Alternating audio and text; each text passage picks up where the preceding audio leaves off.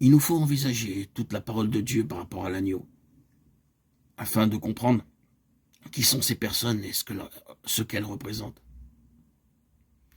Car elles ont sans nul doute embrassé et épousé tout ce que signifie l'expression, la communion de ses souffrances.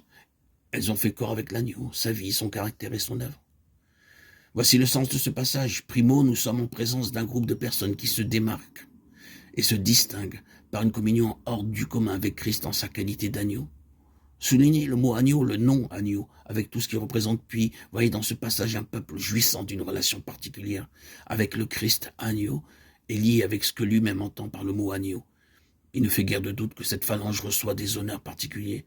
Elle apparaît dans ce passage auréolée d'honneur, elle se trouve dans une position tout à fait privilégiée. Rien que le ton sur lequel il en est parlé souligne la valeur inestimable et le côté sacro-saint que le Seigneur lui confère. Ils détiennent un secret exclusif, ils chantent un cantique, et personne ne pouvait l'apprendre excepté les 144 000, personne d'autre n'en avait la faculté. Comment sont-ils devenus les détenteurs de ce secret exclusif? La réponse va jusqu'au tréfonds de notre expérience. Vous savez bien que le principe sur lequel certains secrets s'apprennent dans la souffrance et ne peuvent s'apprendre autrement est vrai. C'est dans la souffrance que nous apprenons ces choses que personne d'autre ne connaît. Nous sommes incapables de les expliquer, de les enseigner ou de les faire comprendre à d'autres. Nous pouvons seulement dire, quand vous serez passé par là, vous comprendrez et vous saurez. Sinon, tout cela restera pour vous inaccessible. Le chemin par lequel ces gens ont passé a favorisé en eux l'éclosion de certaines capacités. Là encore, ce terme prémisse nous amène au cœur du problème. Ces croyants sont dotés de facultés, ce qui est d'un prix inestimable aux yeux du Seigneur. Bien évidemment, le mot prémisse y fait allusion de manière explicite ou sous-jacente.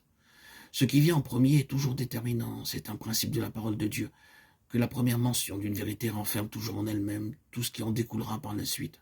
Ce peuple, cette phalange, a une valeur intrinsèque. La capacité de donner a été créée en elle. La figure utilisée change à la fin du livre de l'Apocalypse. Il y a la cité, et du trône même sort ce qui est destiné à la guérison des nations. Les nations bénéficient de ce qui provient de cette partie centrale. Ces valeurs intrinsèques peuvent se reproduire indéfiniment au profit d'un plus grand nombre de personnes qui résident au cœur de la cité.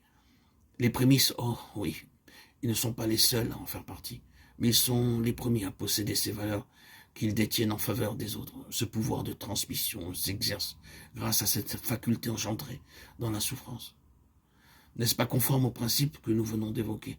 La plupart d'entre vous savent fort bien, votre propre expérience étant là pour en témoigner, que si vous avez été en mesure d'aider une personne, c'est parce que vous avez traversé une épreuve qui a créé en vous la capacité de le faire.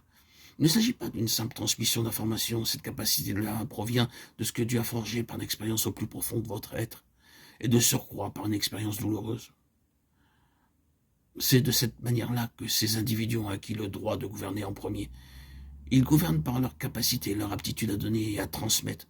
Ils ont un secret exclusif que nul autre ne peut apprendre. Ici, l'idée implicite est qu'ils se sont engagés à fond avec le Seigneur et qu'ils jouissent en contrepartie d'une position élevée pour le servir.